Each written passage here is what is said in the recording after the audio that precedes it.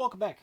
So have we seen a shift in the National Hockey League's Eastern Conference? So in the midst of all the Four Nations and everything that's going on, I wanted to take a look at the Metro Division because it's not that long ago that the Metro Division from 1 through 8 was seen as being the strongest division in the National Hockey League. And the Atlantic was seen as being weaker, just like the Pacific's always seen as weaker than the Central. Has that changed? I feel like it has. Now, Washington's at the top, so I'm wearing a Washington jersey. There are some numbers we're going to look through here. They're 36, 11, and 8, 80 points. 727 is their points percentage. At home, a 17, 4, and 6 record. They have 14 more home games to go. On the road, 19, 7, and 2. They have 13 road games left in their season. And that's something that I think people might be overlooking a bit here is that, we only have 26, 27 games left for most teams after this break is done. It is a sprint to the finish since the season ends April 17th. Cap space, according to Puckpedia, currently $3.65 million in cap space for the Washington Capitals. So if they're looking to add at the deadline, and it's not out of line with what other teams have, and I'm sure Washington, if they want to create more cap space, can. Now, their goal scoring, 3.56 goals per game, is the highest of any team on the board. Their goals against, 2.49 goals against per game, the second lowest. New Jersey, actually the lowest on the board, which might surprise some people. Their power play, 23.2%. Their penalty kill, 82.6% this season. So special teams are very good. They're scoring goals. They're keeping the puck out of their net. There's nothing really negative you can say about Washington. And when we come out of this break on Saturday, they're at Pittsburgh. The Penguins are not on the board because the Penguins are not really in the running right now. Neither are the Philadelphia Flyers. So they go from playing at Pittsburgh, then they come home and they play against Edmonton on Sunday. That could be a really big game. That could be a really fun one too. On Tuesday, they're at home against Calgary. And then Thursday, their final game in February, they're at home against the St. Louis Blues. So once we're done with this tournament, the schedule gets really busy again because you have to get all of these games done before April 7th, by April 17th. And yeah, it's going to be quite the run from here. Now, according to, and I use the Athletics numbers, their chances of making the playoffs are better than 99%. Can't get 100% until you've qualified. But they have a 5% chance for the Cup. I'm kind of surprised their odds of winning the Stanley Cup are second best in the division. And we'll talk about the one that they're giving the best odds to win the Stanley Cup in the division. Now, in terms of strength of schedule from here, Washington's strength of schedule is 28th in the National Hockey League. So Washington does not have an overly difficult schedule. They're very good at home and on the road.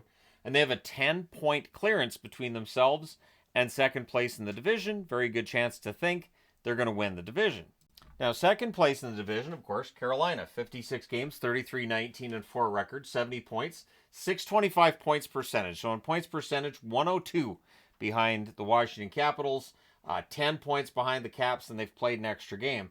Now, for the Canes, they're much better at home than on the road. They're 21, 6, and 1 at home. They have 13 home games left.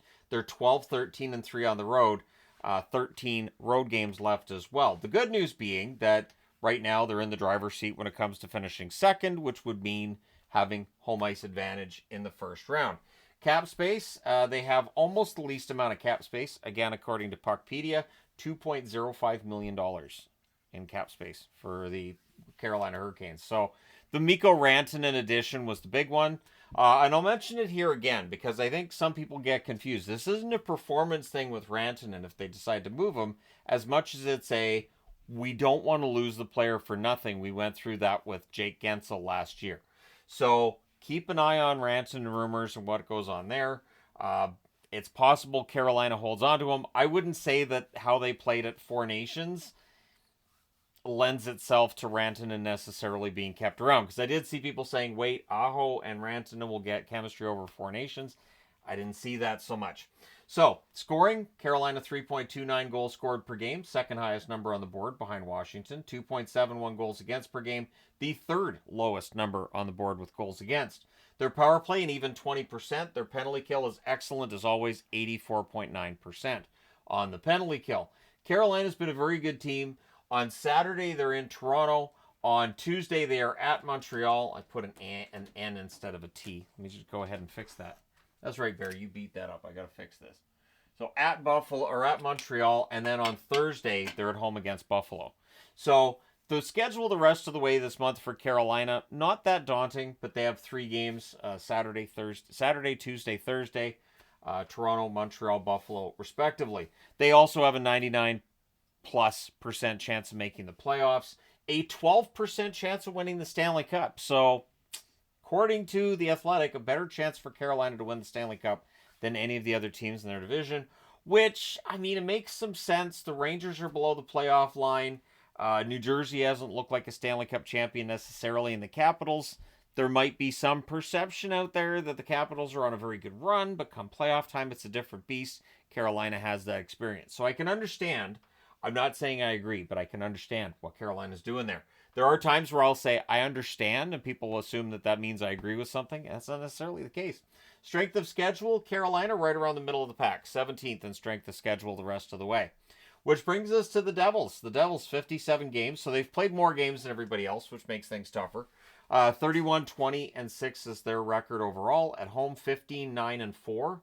They have 13 more home games left. 16, 11, and 2 on the road. They have 12 road games left. So 25 games left altogether. 68 points, a 596 points percentage. In terms of cap space, going by Puckpedia's number today, $3.89 million in cap space. So there's some cap space there for the Devils that they want to add. Scoring 3.05 goals per game, so below the other teams above the playoff line. 2.47 goals against per game. That's pretty good for a team that coming into this season, they said they needed defense and goaltending to be better. They have been. And now you get into the discussion about creativity, offense, and whether or not this team's built for the playoffs. I love the National Hockey League.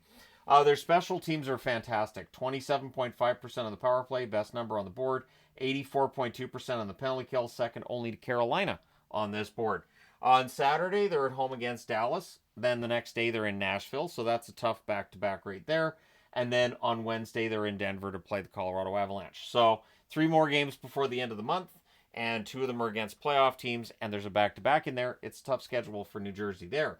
96% chance they make the playoffs. So not in that 99% plus number, but not too far off. 96% is pretty darn good. They also have a 5% chance at the Stanley Cup, according to The Athletic. Their strength of schedule, 8th. So they do have some tough games from here, as evidenced by the fact they have Dallas and Colorado coming up. And so strength of schedule is something to keep an eye on. Then you have Columbus. Columbus is below the playoff line. 56 games, 26, 22, and 8, 60 points. And so this does legitimately beg the question then. So if Columbus is the 4th best team in the division, does that indicate Columbus is better, or the division's fallen off from where it was a few years ago, or is it a little bit of both? I lean towards a little bit of both, because hey, why not ride the fence? At home and on the road, it's a completely different story for Columbus. 17, 6, and 4 at home, with 13 more home games, 9, 16, and 4 on the road with 13 more road games. If they could play anywhere near as well on the road as they play at home, they're above the playoff line, they're in good shape. And in terms of cap space, I've just put all the space. They have no problem adding players at the deadline. They can add players. If they decide, you know what, we want to be buyers, let's add $20 million in cap money, they can do that. They are in a position where they can do that. It's one of the reasons to keep an eye on them. So, scoring, not a problem. 3.21 goals per game. Keeping the puck out of their net is a problem. 3.30 goals against per game. Special teams, the power play, not bad at 21.1%. The penalty kill, that's a problem. 75.3%. When we come back from the break on Saturday, they're at home against Chicago. Then on Tuesday, they're at home against Dallas. So Dallas shows up on the board a few times. And then on Thursday, they're in Detroit. So key game there for Columbus and Detroit. And if they can beat Chicago and Dallas going into that one, you never know. The problem being that one is in Detroit, and they are struggling on the road. 22% chance of making the playoffs. I think most Columbus fans before the season would have taken that at this point in the season. Less than 1% chance of winning the Stanley Cup. Their strength of schedule is tough. They're 5th in the National Hockey League in terms of strength of schedule. And if anybody's curious, down here's Toronto. They are last in terms of strength of schedule, 32nd. Ottawa, 31st. Just something to keep in mind with the playoff run that we've got coming up here. Then we've got the New York Rangers. 55 games, 27, 24, and 4 record. 58 points, 527 points percentage. At home, 14, 12, and 2. 13 games left at home. 13, 12, and 2 on the road. 14 games left on the road, obviously. 1 extra game left on the road as their one less win.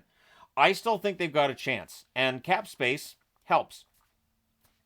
$11.54 million in cap space, according to I was going to say Cap Friendly. That was bought by the Capitals. Thanks, Capitals. I got to correct myself now because of you guys. But yeah, Puckpedia. $11.54 million in cap space. Scoring for the Rangers, 2.98 goals per game. That's low. They got to be better than that. Goals against per game, 3.05. That's got to come down. Power play, 20.6%. Not bad. Penalty kill, also pretty good. 82.2% for the Rangers there. They're busy before the end of the month. On Saturday, they're in Buffalo, and on Sunday, they're in Pittsburgh. So this is where it's tricky. It's back-to-backs, but it's Buffalo and Pittsburgh. Those are games they should win.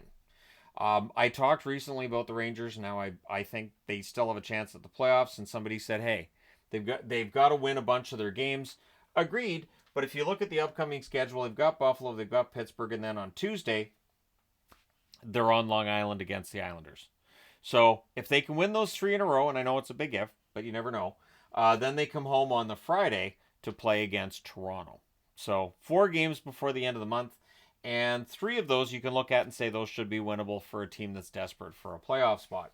They have a 33% chance of making the playoffs, which is better than a lot of the other teams that are below the playoff line, to be honest.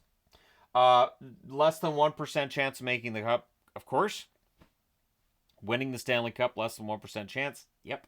And 6th in strength of schedule. So while the Rangers have some early games here that should be winnable, their strength of schedule the rest of the way is still a little bit daunting, and so it is something to keep an eye on.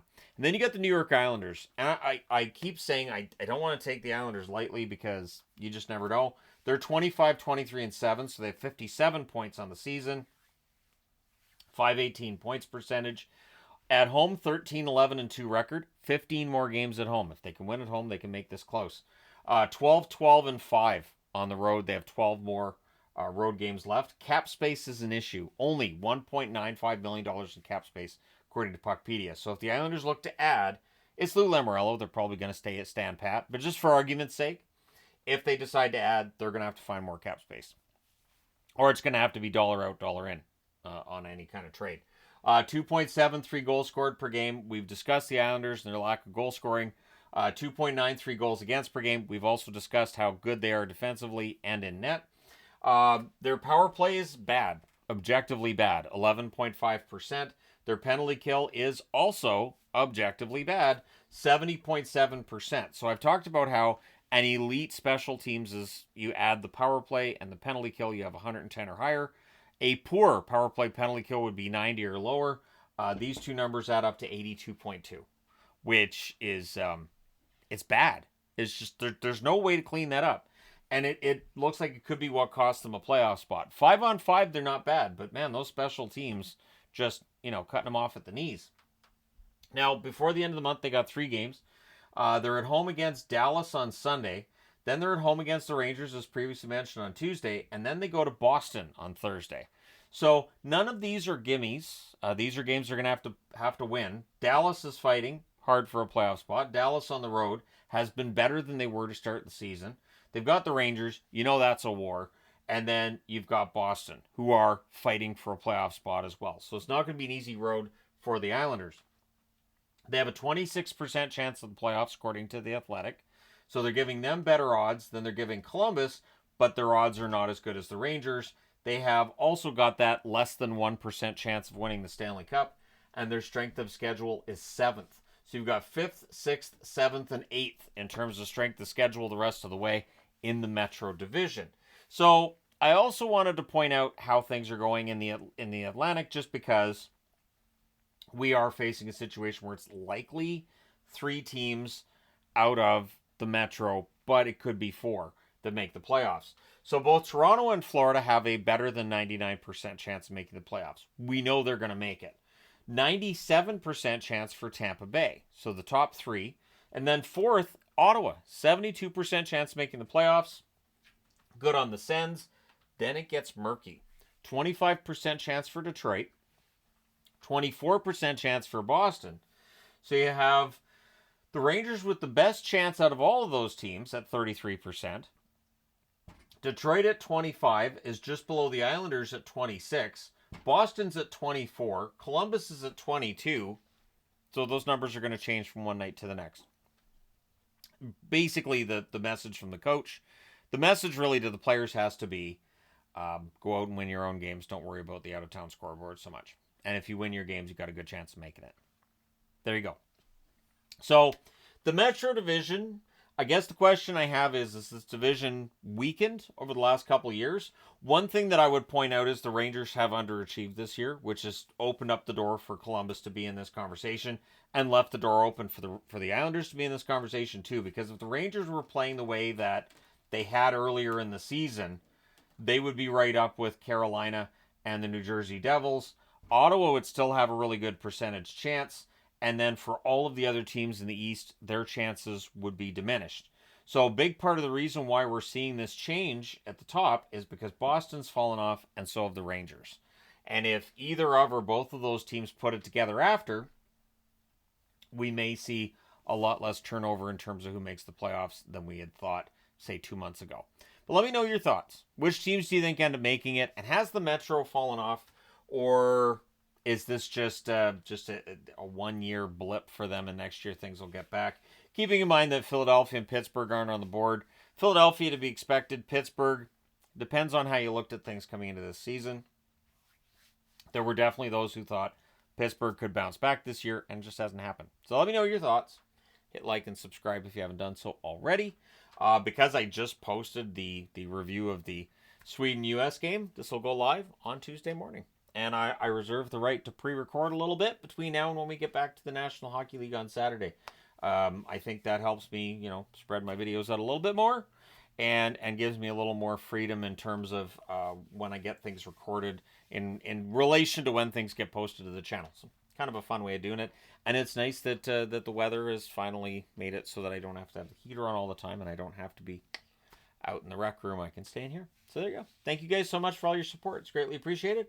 I am so glad to be back. It is so nice to be back on the set. We always time it so that our vacation goes on right up until the point where we're like, we're ready to go home. Even the kids were ready to come home when we did. So it was well planned out. And thank you guys so much for your support while I was off. Hit like and subscribe if you haven't done so already. Thank you guys so much for everything. I will talk to you again soon.